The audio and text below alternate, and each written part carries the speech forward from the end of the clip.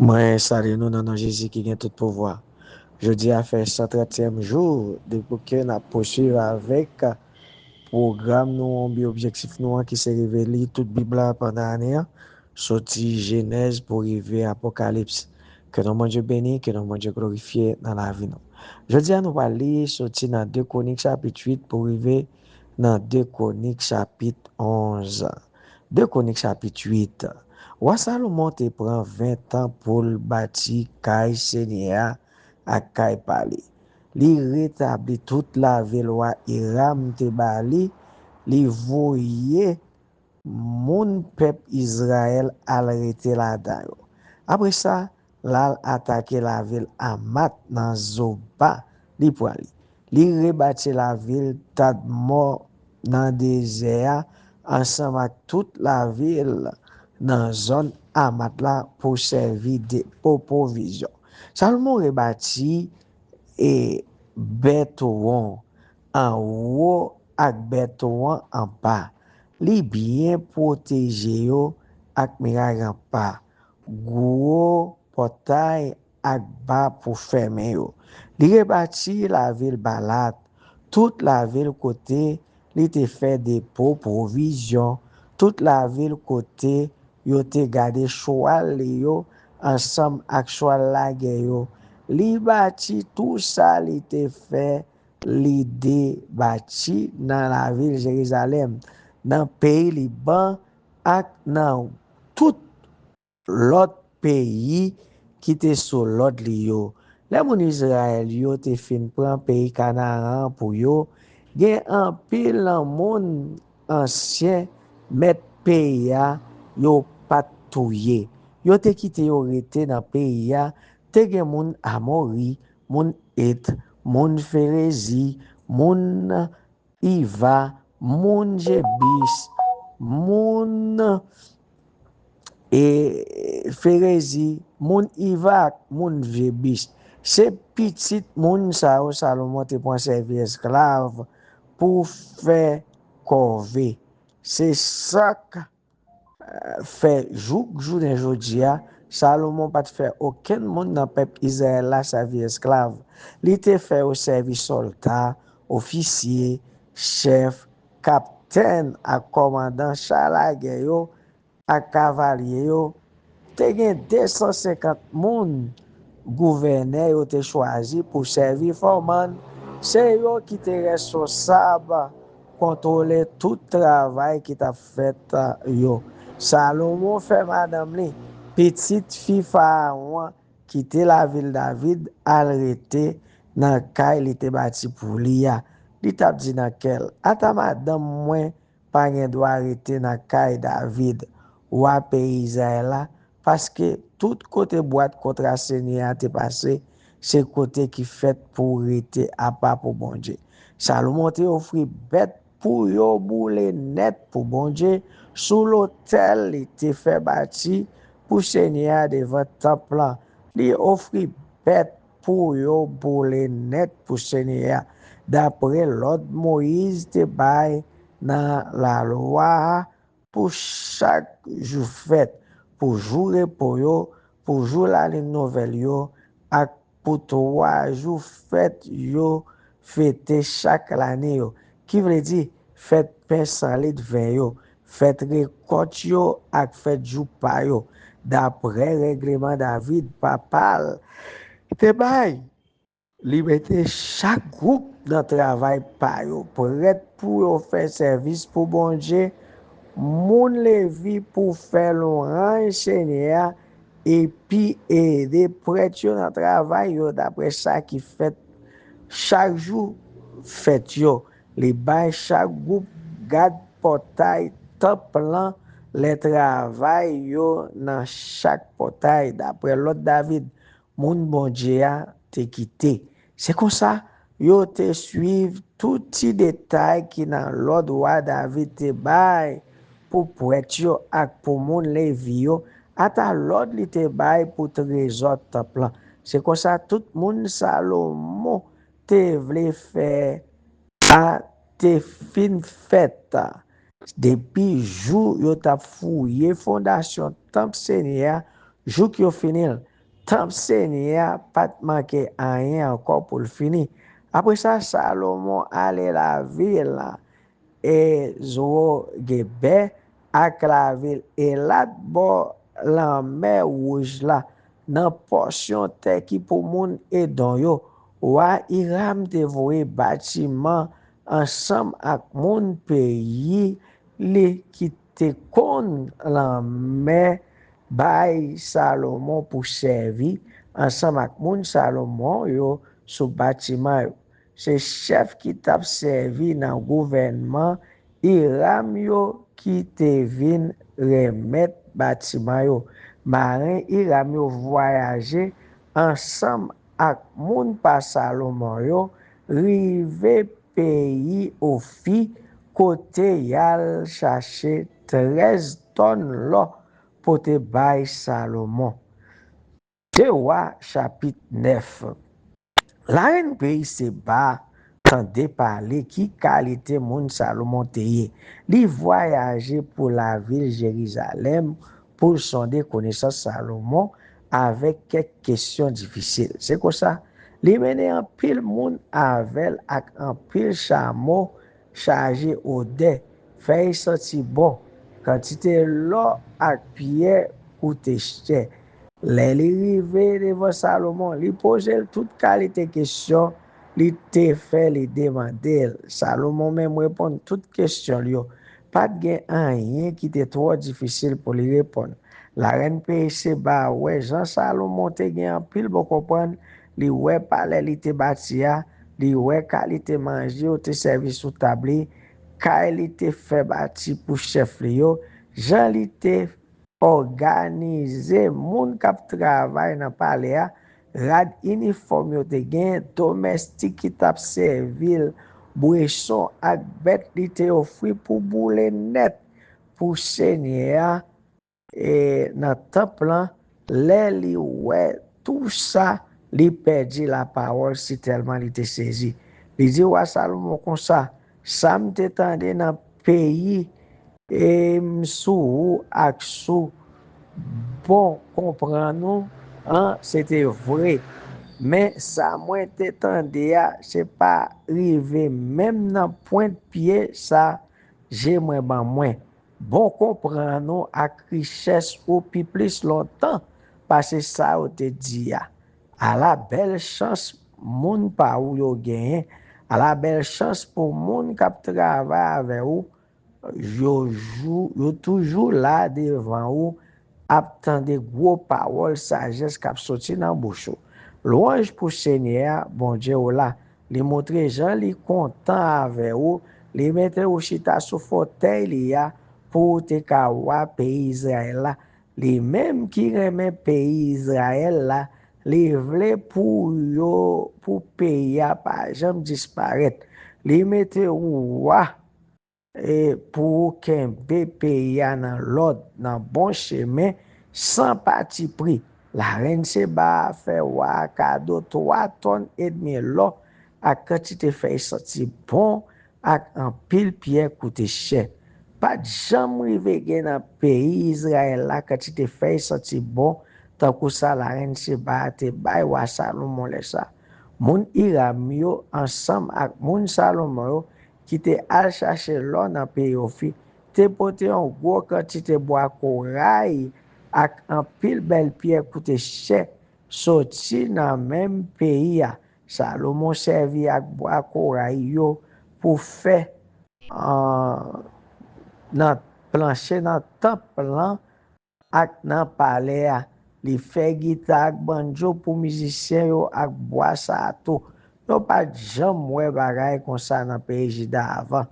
Wa Salomon te bay la reine pays sa ba, tout ça li te mandel, sans compter cadeau li te bali pour correspondre ak sa la reine lan te pote bali.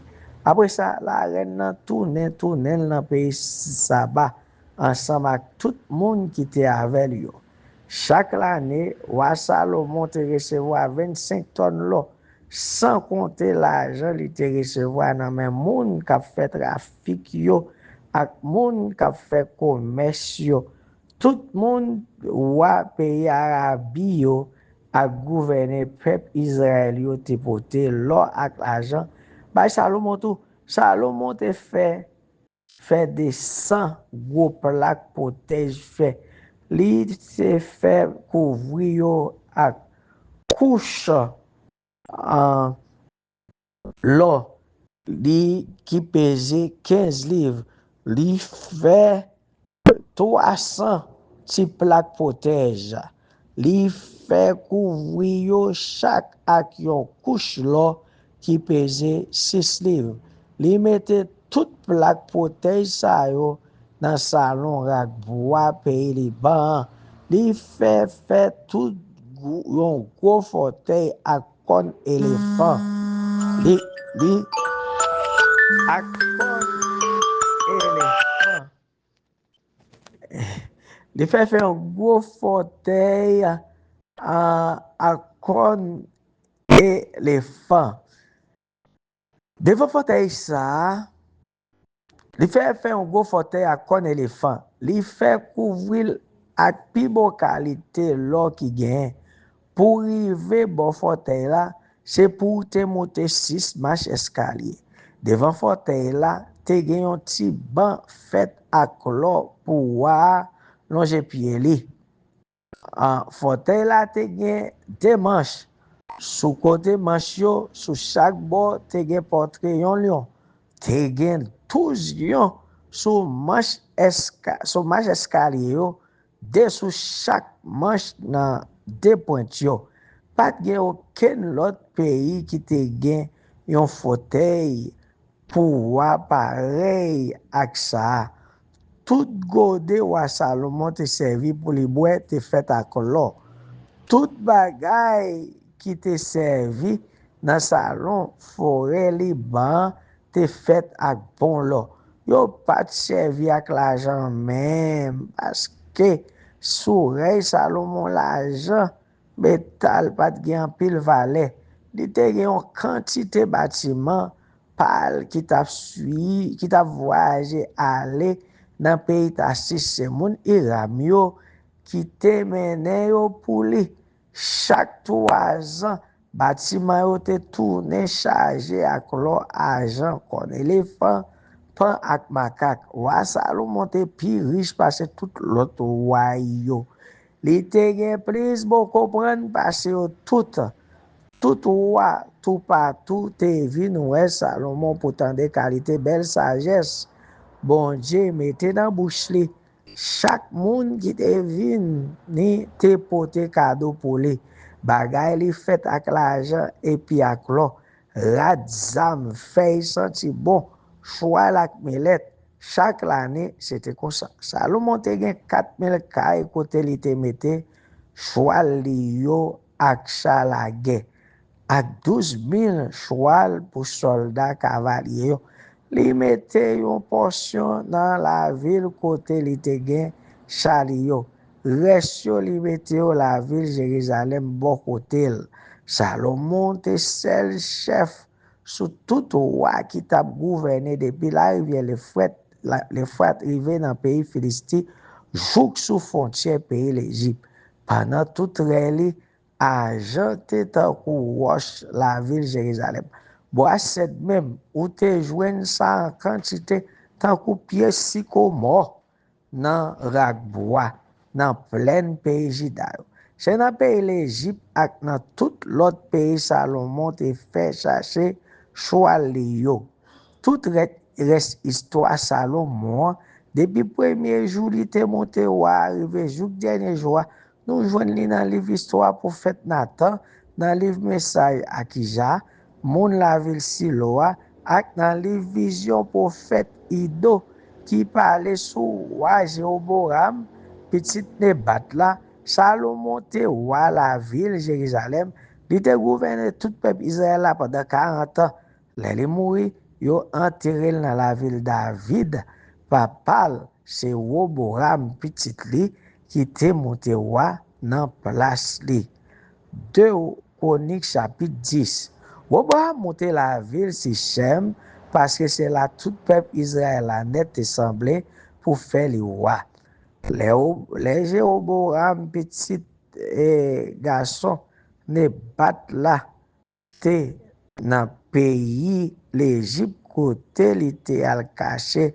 pour Salomon prend nouvelle là li quitter pays l'Égypte li tourner la Cali mon branche famille qui dans pays a voye chercher yo tout ensemble y a joindre Roboam yo dit comme ça papa ou te dit en pile ak non li te pese nous en pile qu'on y a faire yon lever main pour nous quitter nous vivre un petit gens puis à l'aise n'a servi on est allé au bois me dit yo tourner dans 3 jours laisse ça ma ban nous réponse et puis mon yo aller faire route yo au bois même à joindre chef famille qui te servi conseiller pour Salomon papa les vivre là li m'a dit qui ça pour me répondre peuple là qui conseille yo non ban moi yo répondre si vous agissez bien avec le peuple, si vous acceptez faire ça, vous demandez là,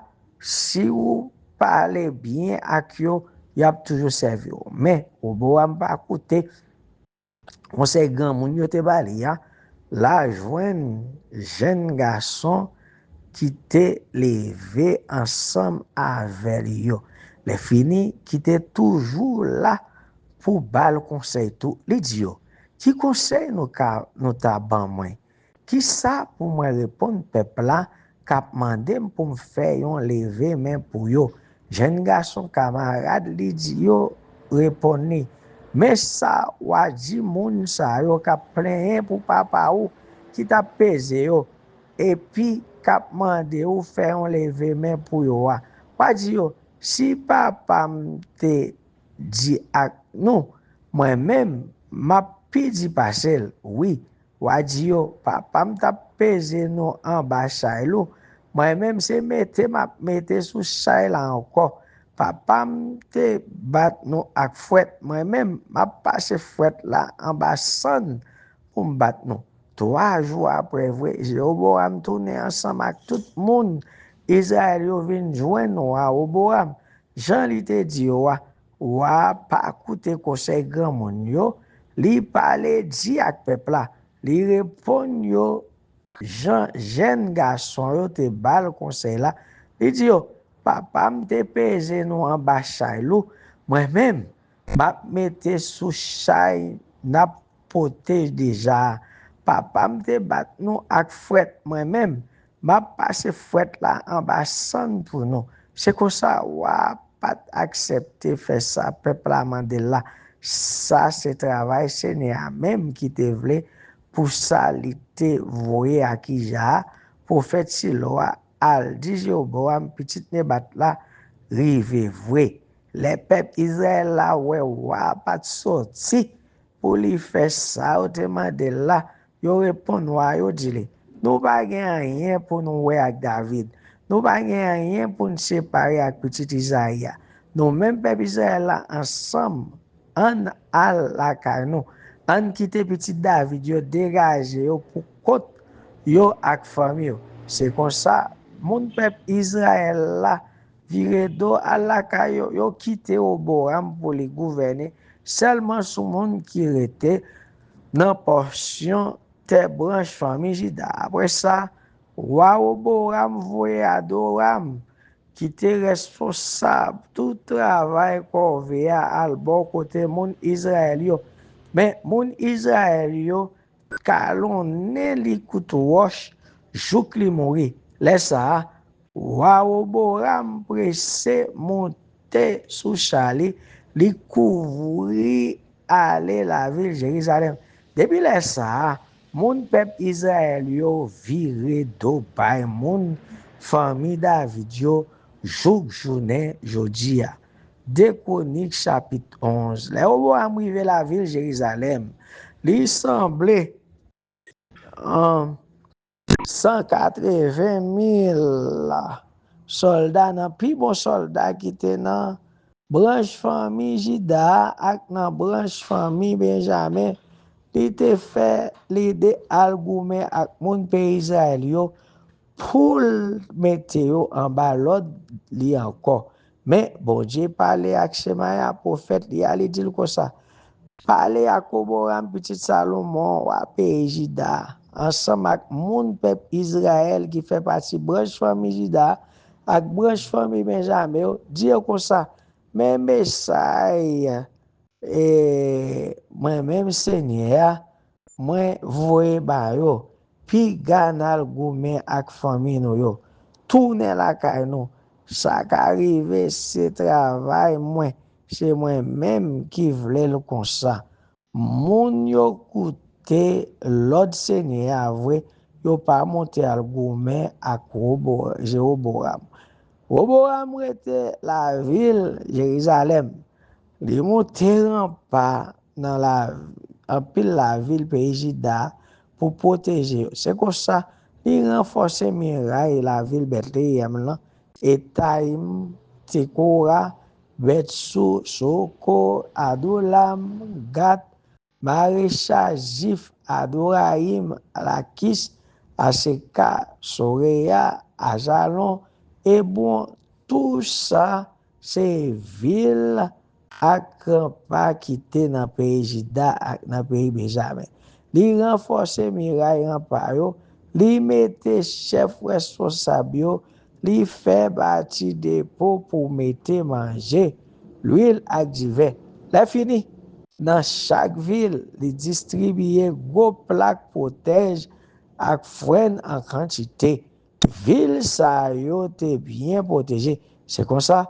Roboam te kembe moun branche famille Juda ak branche famille Benjamin yo en bas autorité li.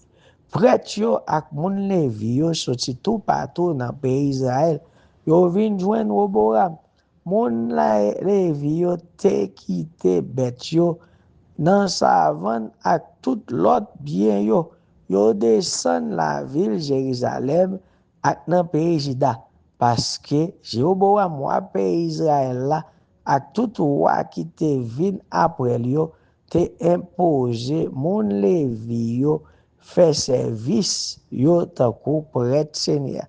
Jéroboam te choisi prêtre pal pour faire service côté yo fait offrande bête pour l'autre bon Dieu.